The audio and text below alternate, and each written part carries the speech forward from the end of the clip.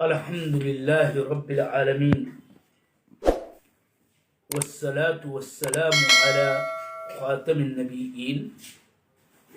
محمد وعلى آله وأصحابه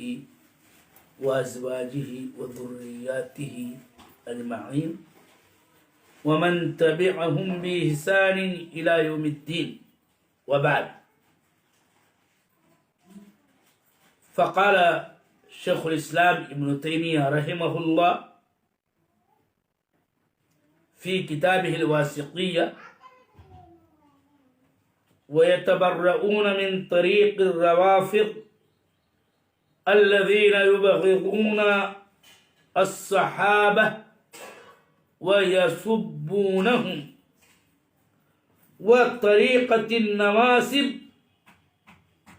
الذين يؤذون أهل البيت بقول أو عمل.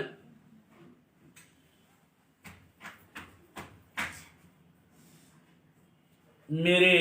سامعین کرام،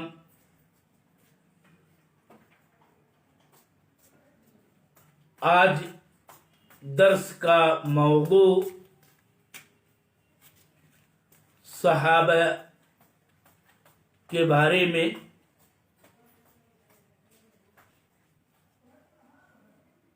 آل بیت کے بارے میں، ازواج نبی سے متعلق اہل سنت والجماعت کے اصول، طریق اور ان کے منہج کو بیان کرنے کے بعد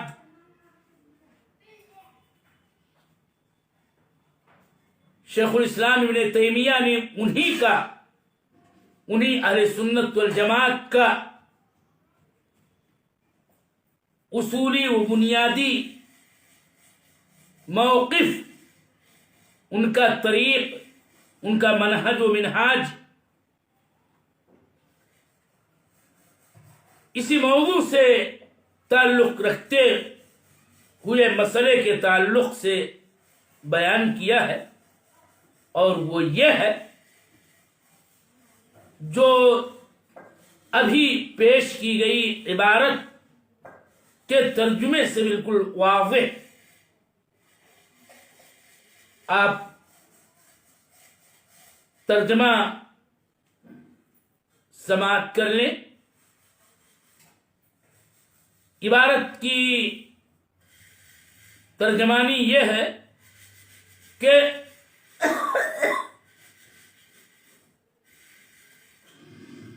اور اہل سنت والجماعت رافضہ کے طریق سے اظہار براءت و اظہار لا تعلقی کرتے ہیں۔ وہ روافض جو صحابہ کرام سے رضی اللہ تعالی عنہم بغض رکھتے ہیں اور ان کو سب و شتم کرتے ہیں،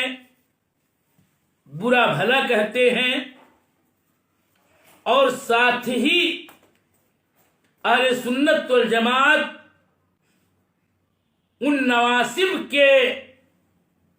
طریق سے بھی براءت و لا تعلقی ظاہر کرتے ہیں کہ جو اہل بیت رضوان اللہ تعالی علیہم اجمعین کو قول یا عمل سے اذیت پہنچاتے ہیں۔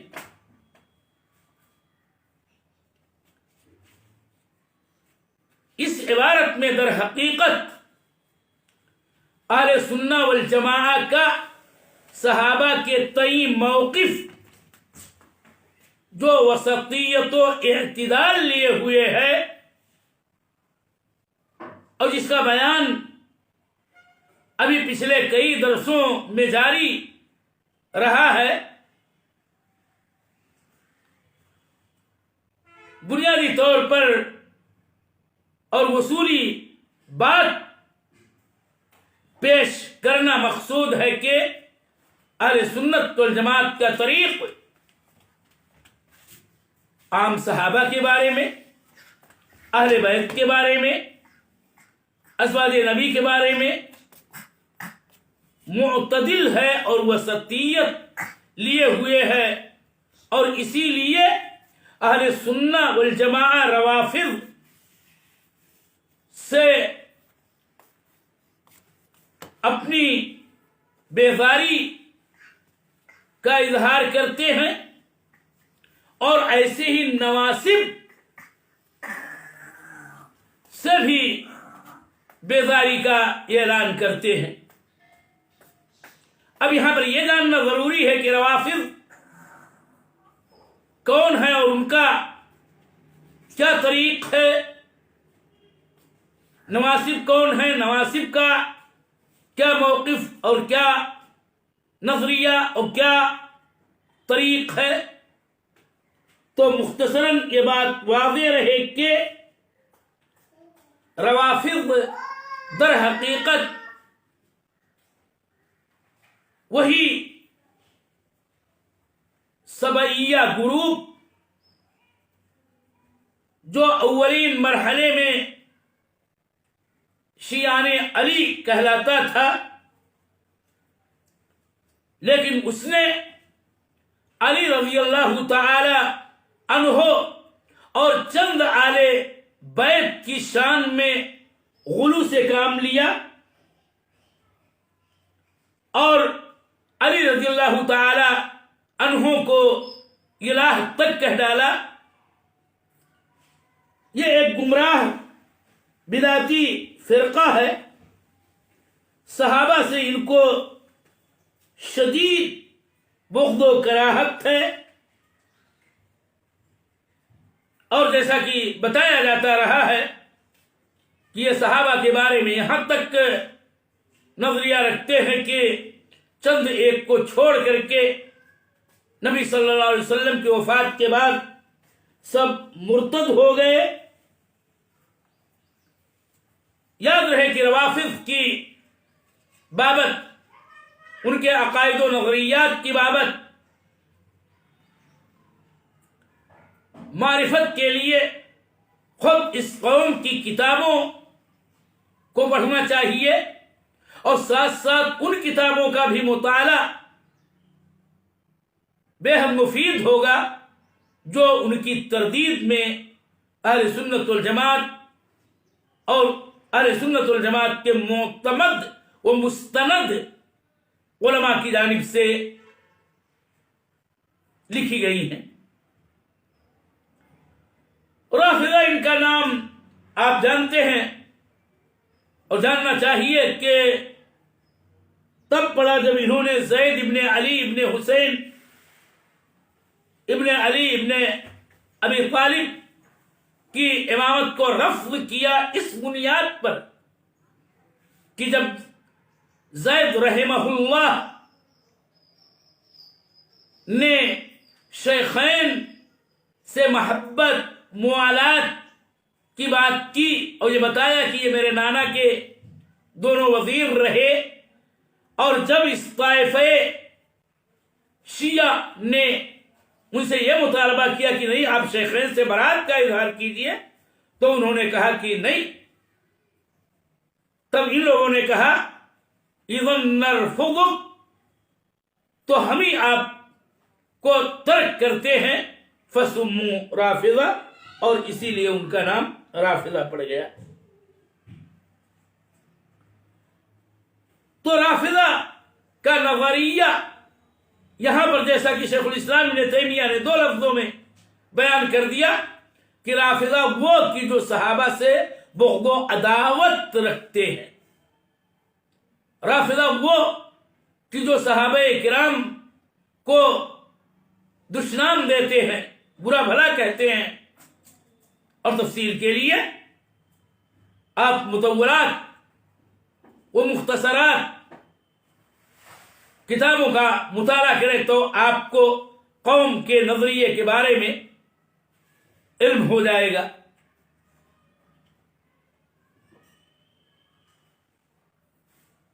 رہے نواسب، تو نواسب ان روافض کے بالکل نقیض اور الٹا طریق و نظریہ اپنانے والے لوگ کہ جنہوں نے آل بیت سے دشمنی قائم کی اور ان کو برا بھلا کہا اور ان میں قدح و طعن پیدا کیا، ان کو سب و شتم کیا، اور معاملہ یہ ہوا کہ جب روافض نے علی و چند آل بیت کی شان میں حد درجہ غلو سے کام لیا تو کچھ لوگ ایسا پیدا ہوئے کہ جنہوں نے اس کے بالکل الٹا نظریہ اپنایا اور ان کی حجو و مذمت کی، ان کی شان میں بے ادبی اور گستاخی کی، ان کو برا بھلا کہا اور ان کو سب و شتم کیا اور ان سے دشمنی کا معاملہ رکھا، اور انہی کو نواسب کہا جاتا ہے۔ تو روافض یہ صحابہ کے حق میں زبان و دل سے زیادتی کرتے ہیں، دل سے صحابہ کو ناپسند کرتے ہیں، ان سے بغض رکھتے ہیں، اللہ کی صرف انہی کو زیادہ سے زیادہ مستثنیٰ کیا کہ جن کو اپنے خبیث مقاصد و ناپاک عزائم کی تکمیل کے لیے صرف وسیلہ بنایا اور انہی کی شان میں غلو کیا، اور وہ ہیں آل بیت۔ اور وہ بھی بات تفصیل میں اگر آپ جائیں گے تو آل بیت کل سمٹا کے ان کے نزدیک علی اور پھر اس کے بعد حسین اور ان کے سلسلے سے چلنے والی اولادیں ہی ان کے نزدیک آل بیت تھے۔ کل ملا کر کے قصہ طویل ہے، اور جس کی معرفت کے لیے شیعہ کے رد میں، رافضہ کی رد میں، اور اس فرقے کی پوری تاریخ کی بابت جو کتابیں لکھی گئی ہیں ان کا مطالعہ کرنا ہوگا، تب حقیقت کا پتہ چلے گا کہ ان کی محبت آل بیت کی کیا حقیقت ہے اور ان کی یہ محبت کتنی کھوکھلی ہے۔ تو بہرحال یہ زبان سے بھی سب و شتم کرتے ہیں، یہ شیخین کو گالیاں دیتے ہیں، اور یہ کہتے ہیں کہ وہ فلاں غاصب تھے، فلاں ظالم تھے، فلاں جبت و طاغوت تھا الی آخرہ، اور یہ کہ اکثر صحابہ ان کے نزدیک نبی صلی اللہ علیہ وسلم کے بعد مرتد ہو گئے۔ در حقیقت یہ سب صحابہ جو روافض کی جانب سے ہے، یہ حقیقت میں صحابہ کرام کے لیے جرح کا اور قدح کا، طعن کا باعث نہیں صرف، بلکہ یہ صحابہ کی شان میں تو حد درجہ بڑھی ہوئی زیادتی، سرکشی ہے ہی، اور ان کی شان میں لعن و طعن ہے ہی، لیکن